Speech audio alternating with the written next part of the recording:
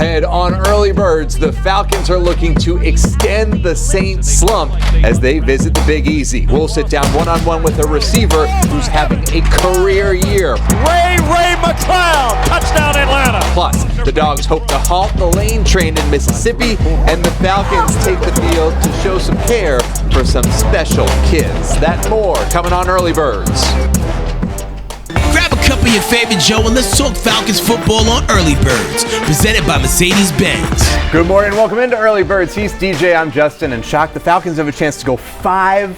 I'm going to say that again. 5-0 in the division. I don't think anybody saw that happening, but I'm glad we're in that position and we got a chance to really just grab it by the horns and say we got this division. They certainly can. Well, let's talk about how they do it and start things off with the opening drive. Shock, Falcons, and Saints tomorrow here on Fox 5. And Kirk Cousins, what more can you say? This guy's going to get MVP votes. I think that no question about that. Comeback Player of the Year. What have you seen these past few games? Forget the Seattle game for a moment. And where does Kirk go from here? First off, we need Lamar Jackson to stop playing with him. We have a chance. But you're talking about just being efficient in everything he does. He's fourth in yards right now in the NFL with 2,300. Tied for fourth in TD passes with 17. And now he's ninth in completion percentage at 69%. Those are all things that give you a chance to go win ball games. He's spreading the football around. He's taking care of it. He can run the ball. He can run the football. He can do quarterback sneaks. Just think about where we were at week 1 to where we are now. This offense is night and day from there, and Kirk Cousins is a big reason for that. Yeah, we got some insight this week from OC Zach Robinson. Kirk Cousins, some of these veterans, Jake Matthews, the Chris Lindstroms, all they want is just the best from themselves and the best out of others, and they just bring everybody along with them. So it's cool. We got a bunch of unselfish guys. Everybody just wants to win. That's the most important thing about really any football team or any offense that wants to be efficient. As we continue the opening drive, the Saints, meanwhile, are sliding. Yes. They fired head coach Dennis Allen after 7 straight losses. They also traded one of their best players, shot corner Marshawn Lattimore. I'm sure Kirk Cousins feels terrible about that. Falcons want to continue that suffering. Yeah, they do, but I think at the end of the day, this is what you got to understand about this league. There are guys who are going to play with pride. They got ego. They will not give in just because, you fired our head coach, you gave me one of our best players. This is the National Football League. You got to put your best on tape. So we can't look at them and say, they got a lot of things going on. This is a chance for that team to show that, we can still fight and be good in the season and try to get some things going. Here's the interim head coach, Darren Rizzi. Change doesn't have to be negative and doesn't have to be positive, and it doesn't mean easier and it doesn't mean harder. It just means different. I can't promise a lot. I can promise passion. I can promise fight, and I can tell you that team's going to go out there every Sunday, and that's going to be clear. Now the football's got to get better, the execution's got to get better, all right. But we're not going to lack. We're not going to lack those two things.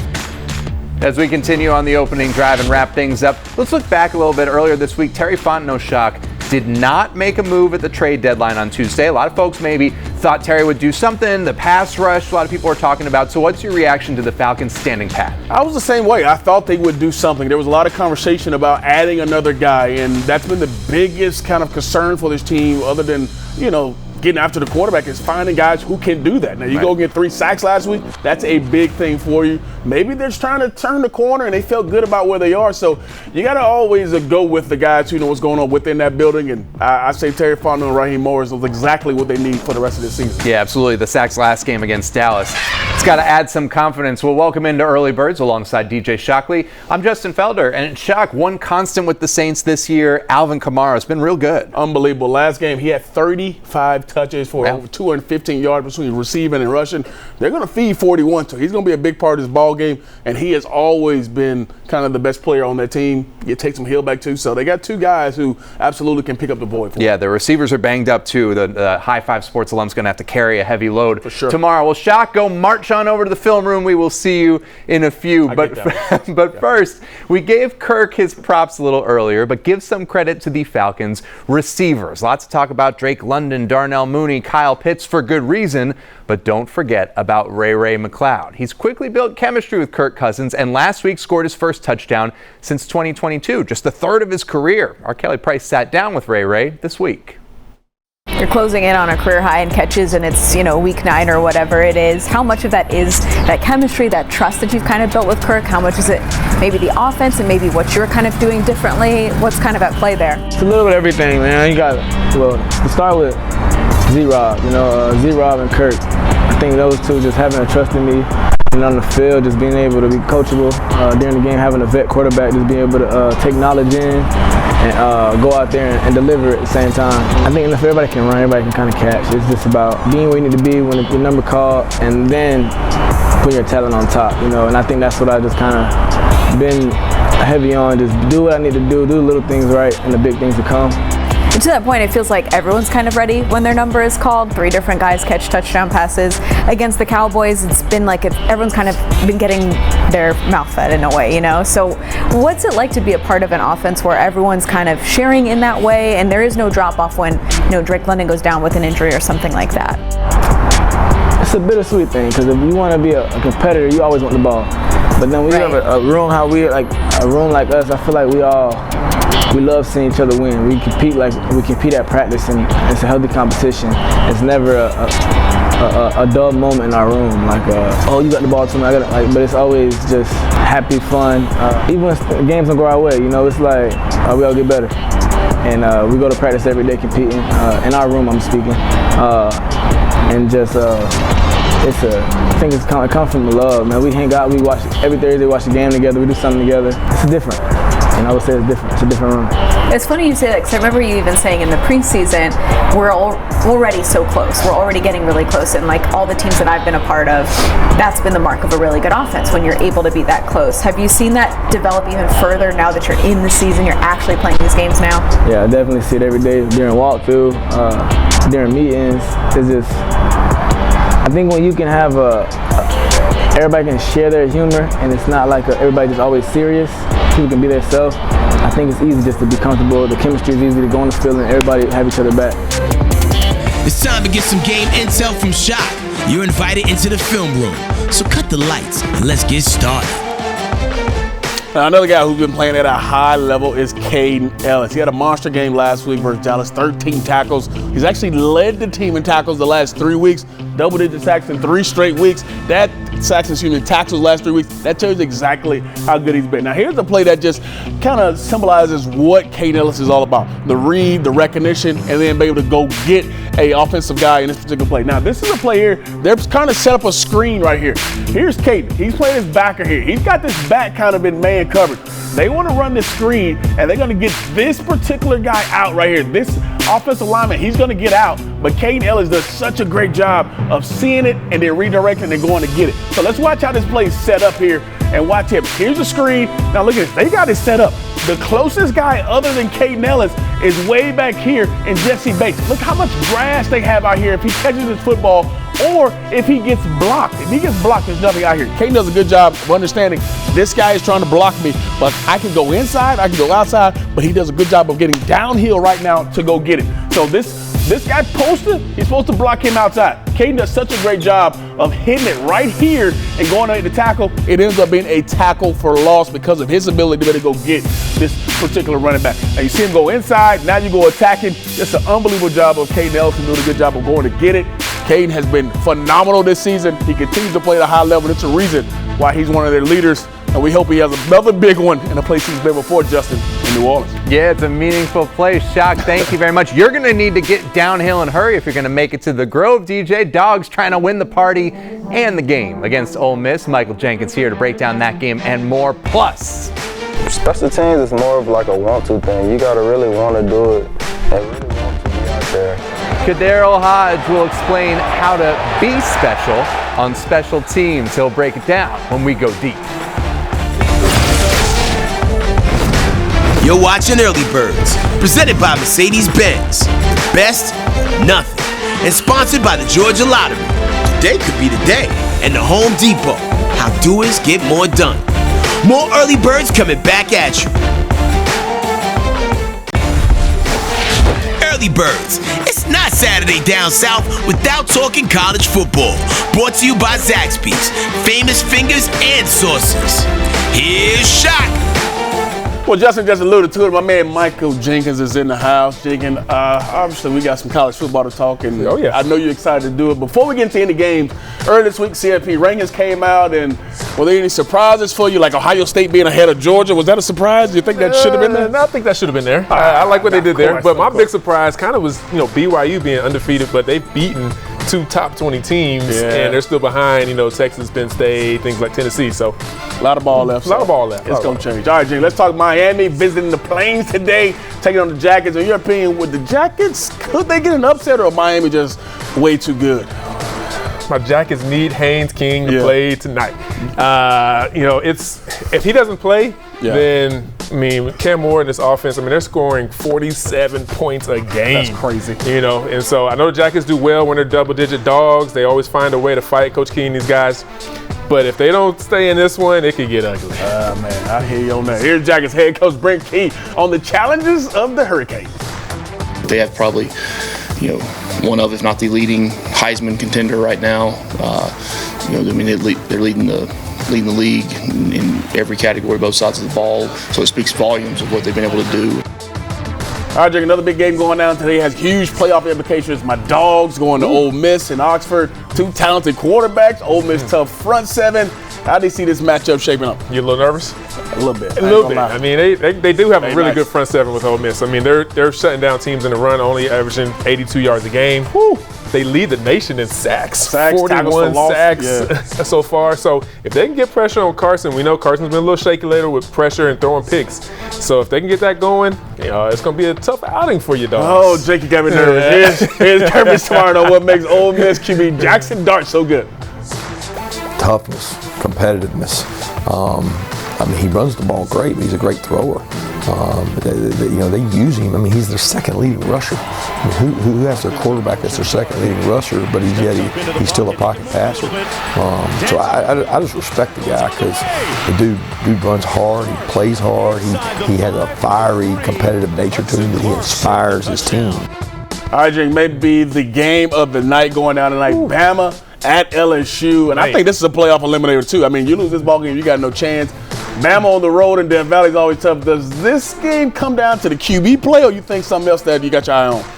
I like the QB play. It has to. Like you said, this is a playoff matchup because whoever loses this game, it's donezo. You got 3 losses, so you can't make that SEC championship. So, but look at this. LSU at night since 05. 45-5. Oh my goodness. So you're telling me? Yeah. Goodness gracious. They got a good shot. So, but Milroe, Nussmeier, we'll see who plays the more complete game, can give their team a chance to win. Telling the board needs this one bad, man. Should be a fun game down in Death Valley. I just appreciate all the college football insight. As always, my man Justin Felder is waiting over there. Justin, we had a nice little bet last week. We're going to give you a couple weeks to get that over, but can I get a Go Dogs at least for now? You're adding on to the wager. I remember something about a T-shirt. Was I supposed to go to the store and get a Jordan shirt? I'm here waiting, DJ. I got you. In the weeks to come. Congratulations to the Dogs. There we go. There we go. Suffice. All right. Thanks, guys. Great stuff. Well, Kadero Hodge for the Falcons has proven to be a special part of the team's special teams. Even scored a touchdown for Atlanta the last time they played the Saints at Mercedes-Benz Stadium. The veteran has made himself a mainstay in that part of the game. Hodge himself explains in this week's Going Deep. Take me through what you're seeing kind of in that moment. Oh my heavens, Kadero Hodge was down there. I was surprised because he fair catched on the 2, so I was kind of confused. But then when it came out, I was like, oh. Fumble the ball, scramble in the end zone. Micah, my guy, jumped on it, came out of his hands, and I'm like, well, this is my op. So I jumped on it as fast as I can. They kind of coach us to not slow down because in the moment, you kind of slow down and just get lax when you think something like he's just going to catch the ball. So I just hit the gas, and once you see the ball come out, it's just all instinct and reaction. Special teams is more of a want-to thing. You got to really want to do it. and really want to be out there. And I know I've accepted that that's my role on this team. And to be a great team, you have to play your role, and you got to do it well. So I have no problem going out there and playing special teams. That's something I enjoy doing. Like I've always wanted to be one of the guys at the end of the year that's leading tackles and be all pro bowl special teamer. So the guys in the building know that's my goal, that's my role right now, and I'm going to do it every day. I'm going to show up in practice. I'm going to show up in games, and that was my mindset coming into the season. Making a case to be a Pro Bowler as a special teamer. Great insight from Kadarial. Next on Early Birds, you're seeing those Guardian caps during some NFL games this year, more often than just at practice and camp last year. The Falcons doctor explains next on Early Birds. Going Deep is brought to you by Zaxby's. Famous fingers and sauces. We're getting your Saturday started right. Early Birds is back in a moment.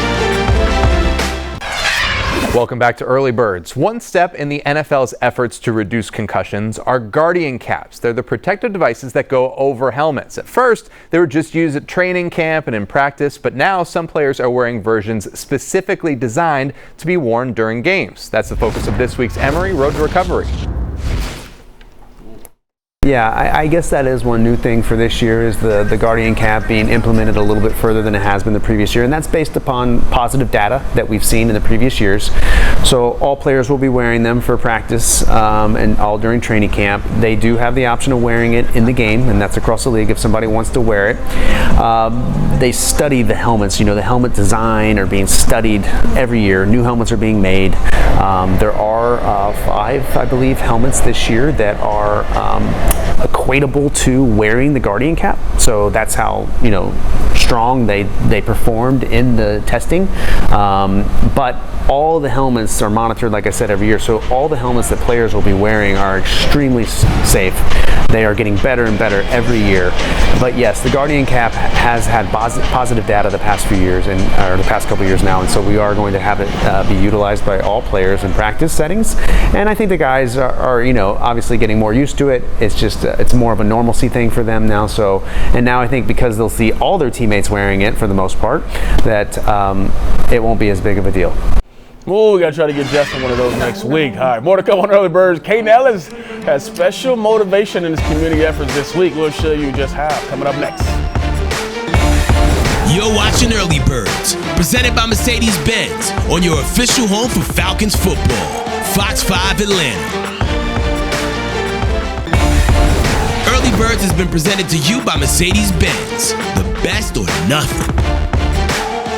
My family is 12 kids. I'm the oldest of 12, and 7 have been adopted, 5 biological. We got a big old family, and my parents kind of started that legacy. We want to continue that. The Falcons, it gives you a pretty good opportunity to partner with organizations like this and make a kid's day.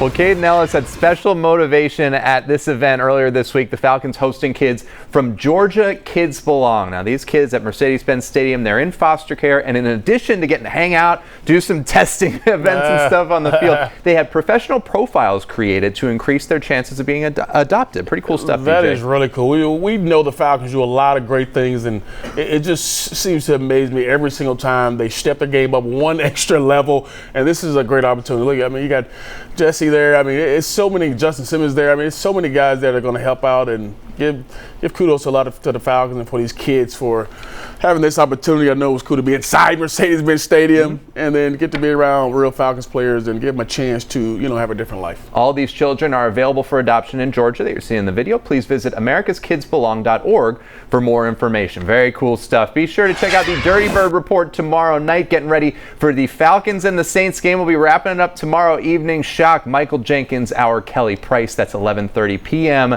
tomorrow here on Fox 5. Make sure to tune in. All right, some final thoughts, Shock. Falcons and Saints, interim head coach, do you expect some wrinkles coming from New Orleans? Oh, absolutely. There's always a couple of wrinkles because this guy's been sitting back like, if I get my chance, I would love to do X, Y, and Z. Guys been around the league for a long time. They always have their opportunities ready to go. So the Falcons got to be on their P's and Q's, got to dot their I's, cross their T's, because this is going to be one of those kind of games where maybe it's a special teams, fake punt or something that catches you off guard. there's going to be something, a little wrinkle for the New Orleans Saints in this game. Yeah, Kadarius Hodge will be ready, as you saw in Going Deep. That's interesting stuff. Big chance for the Falcons to go 5-0 in division play. That's it from us here on Early Birds. For DJ Shockley, I'm Justin Felder. Thank you so much for joining us. Have a good morning and a great rest of your weekend.